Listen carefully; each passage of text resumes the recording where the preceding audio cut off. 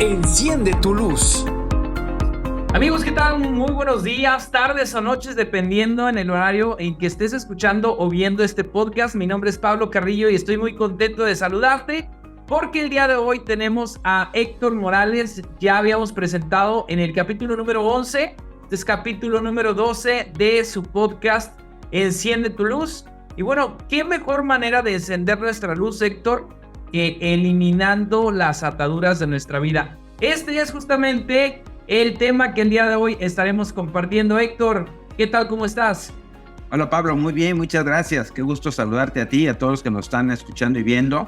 Es un honor para mí estar compartiendo todas estas bellas enseñanzas y por supuesto que me has invitado y permitido participar en estos podcasts tan interesantes y que van a llevar mucha luz, como tú bien lo dices, especialmente en todo lo que se refiere a lo que es el plan de salvación del Señor, porque acuérdate que nuestro Señor quiere salvar familias completas, no solamente a personas. Entonces, permitamos familias sanas, fuertes, llenas del Espíritu Santo, trabajando en la construcción del reino de Dios. Y para eso estamos nosotros aquí, llevando este mensaje para que todos los que nos están escuchando y viendo tengamos pues esas familias, ¿no?, que Dios quiere que sean unidas con Jesucristo al centro. Es correcto, Héctor. Una de las cosas que se me viene a la mente con respecto a las ataduras, voy a hacer algunos ejemplos. Por ejemplo, el primero que se me viene a la mente es una persona que está atada a un árbol y no puede moverse. Otra que se me viene a la mente es un barco que está en alta mar y necesita anclarse, y entonces pone pues un ancla justamente para que pueda mantenerse ahí y no continúe su camino. Y por último, quizá me acuerdo de estos globos aerostáticos que lanzan parte del peso para poder volar, porque teniendo ahí el peso no pueden volar, no pueden elevarse. Héctor, ¿qué son las ataduras después de estas ideas que acabo de compartir con toda la gente que nos está viendo o escuchando? Fíjate que lo has descrito perfectamente. Eso es una atadura. Pero mira, si me permites, antes de definir qué es una atadura y cómo funciona, me gustaría poner o hacer una aclaración pertinente a este punto. ¿Por qué? Porque últimamente se ha dado por confundir las ataduras familiares con el pecado intergeneracional. Para empezar, el pecado intergeneracional, el único que existe es el pecado original, que es el único que se hereda. Las ataduras familiares no son pecados heredados. El pecado es personal e intransferible, no se hereda. Entonces, ¿qué es ataduras familiares? Pues muy bien, para eso me he permitido yo hacer una pequeña presentación para poder entender de dónde vienen las ataduras y qué es, y luego si quieres las explicamos un poquito más detalladamente. Pero vamos, si quieren, a lo que es la presentación. Ataduras familiares vienen precisamente de los pecados. Tenemos que tomar en cuenta que el pecado, y de aquí arrancamos precisamente, tiene o genera dos efectos en nuestra vida. El primer efecto es la culpa, ¿sí? El segundo efecto es consecuencias. Todos los pecados generan culpa o consecuencia. Ahora, para determinar la culpa, ¿sí?, recordemos que hay varias condiciones, o sea, son 3 condiciones para que se genere la culpa, pero lo más importante aquí es que la culpa se elimina en la confesión. Una vez que yo cometo un pecado, voy al confesionario, el sacerdote me da la absolución y mi culpa es eliminada. Pero ¿qué hay de las consecuencias? Las consecuencias subsisten, esas no se corrigen. Y esto lo dice y lo especifica el Catecismo de la Iglesia Católica, numeral 1459. ¿Ok? Entonces, el problema no es el pecado ni la culpa, sino las consecuencias no reparadas. Entonces tenemos que los pecados son personales e intransferibles, no se heredan. ¿Ok? Por eso esa confusión ha dado paso inclusive a que obispos digan, es que el pecado intergeneracional y la sanación del árbol genealógico no es porque los pecados no se heredan. Es correcto, estamos todos en el mismo canal, pero los pecados generan consecuencias y las consecuencias no reparadas, ¿sí? Esto es lo que se traduce en ataduras.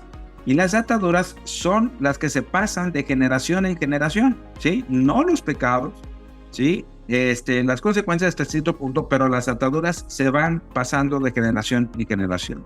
Ahora, ¿qué es una consecuencia no reparada? Por ejemplo, si yo voy por la calle y se me atraviesa voy en mi carro por la calle que esté manejando, se me atraviesa una persona, no la veo, la golpeo y desgraciadamente esa persona muere, ¿sí? ¿Qué es lo que hay ahí? Primero, ¿hay pecado o no hay pecado? En realidad no hay pecado, porque para que haya pecado debí haber yo querido matar a esa persona o atropellarla, y no fue así. Fue un accidente, ¿sí? ¿Tenía conocimiento de que era pecado? Sí, claro, matar es pecado, ¿sí? Acuérdense, no matarás en los 10 mandamientos, número 5. Luego hay consecuencias, por supuesto. La consecuencia es la persona que fallece. Entonces, vean la diferencia. ¿Qué es lo que sucede aquí? Que si esta persona quisiera o hubiera querido asesinar a alguien y lo mata, va y se confiesa, el pecado es perdonado, la culpa es perdonada, pero el muerto no resucita, no vuelve a la vida.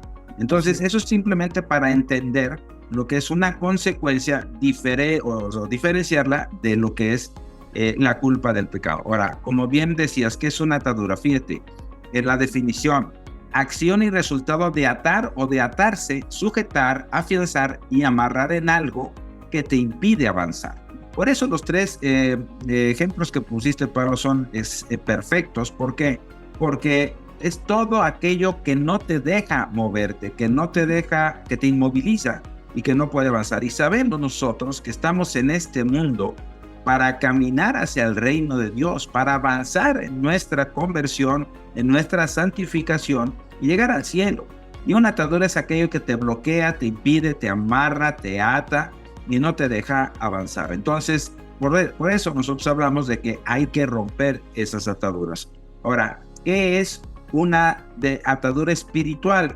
¿No? Que es la que nos lleva ahorita a lo que el tema, pues, de lo que estamos hablando.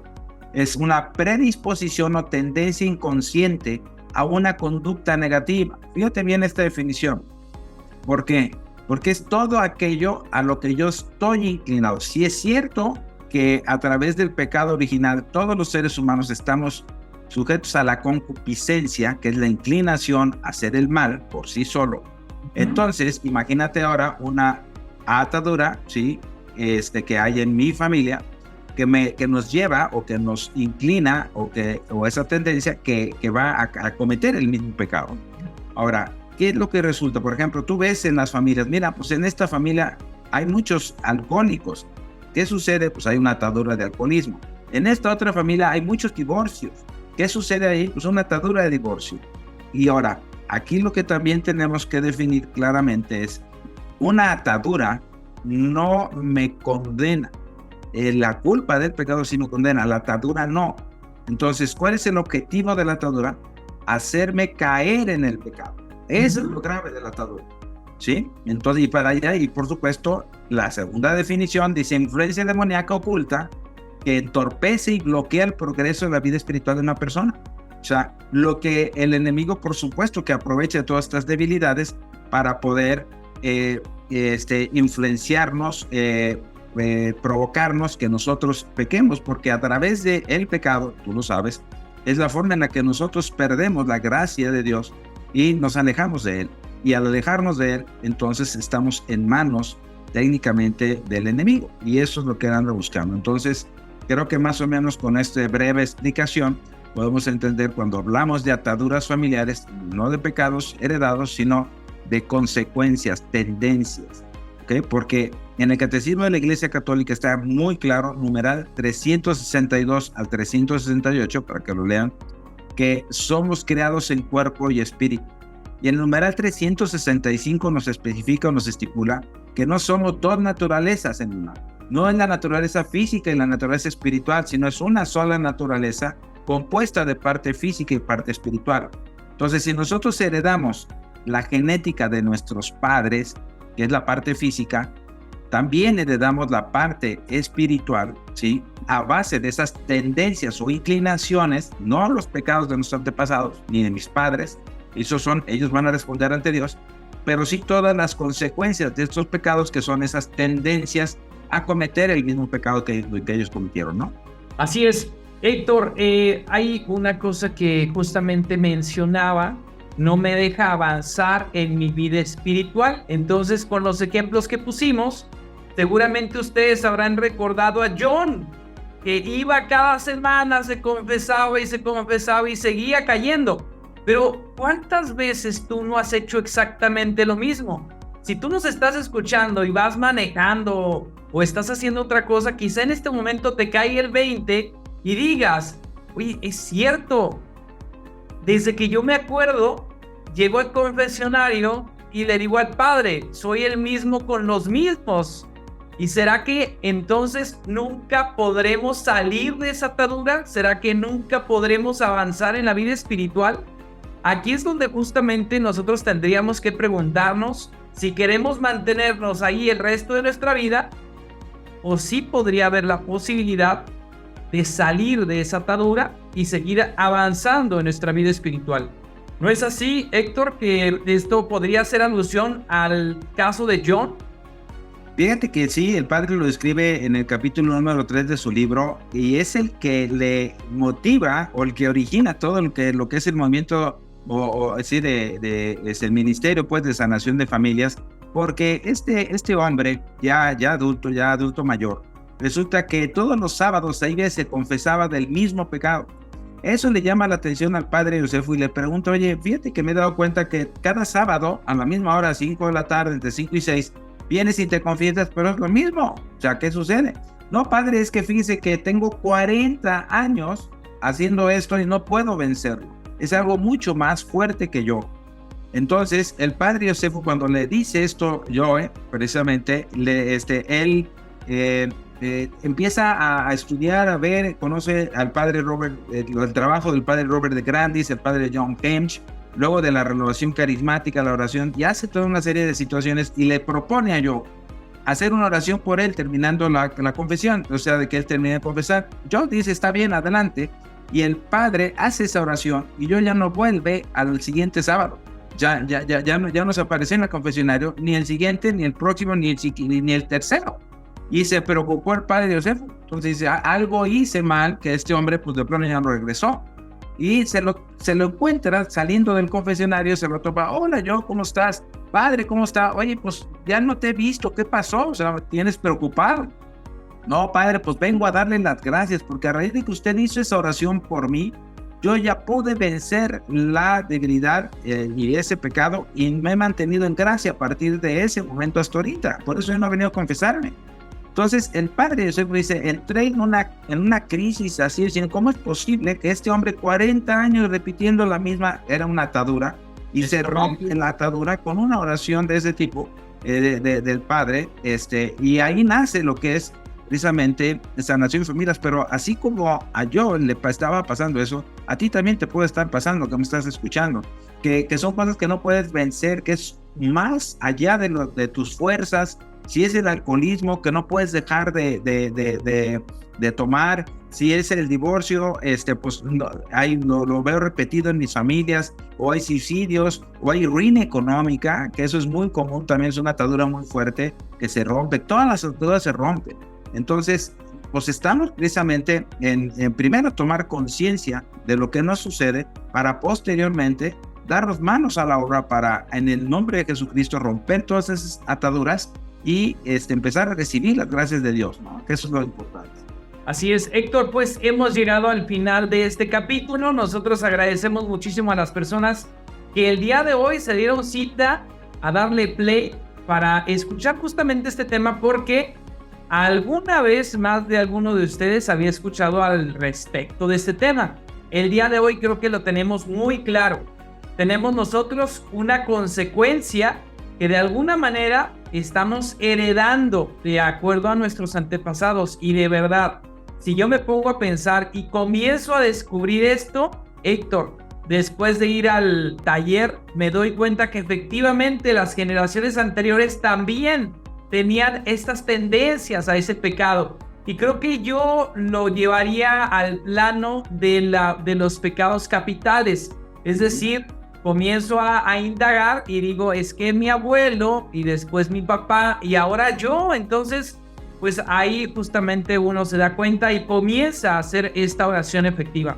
Más adelante, en capítulos posteriores, estaremos descubriendo esta forma de oración eficaz que por inspiración del Espíritu Santo, el Padre Josefo recibe justamente para que más familias tengan la oportunidad de sanar. Así es de que bueno, continúa con estos capítulos que durante estas próximas fechas estaremos publicando para que estés pues muy atento y vayas sanando tu interior, vayas sanando tu vida y principalmente vayas sanando tu familia. Héctor, muchísimas gracias. Al contrario, gracias a ti, Pablo, gracias a todos, que Dios los bendiga y que Mamita María los cubra a todos ustedes y sus familias con su santo mando. Hasta la próxima. Muchísimas gracias a todos. Hasta la próxima. Gracias por escuchar tu podcast Enciende tu Luz. Nos escuchamos el siguiente lunes con un nuevo episodio. Recuerda compartir y seguirme en mis redes oficiales, Pablo Carrillo Conferencista, en Facebook, Instagram y YouTube. Hasta pronto.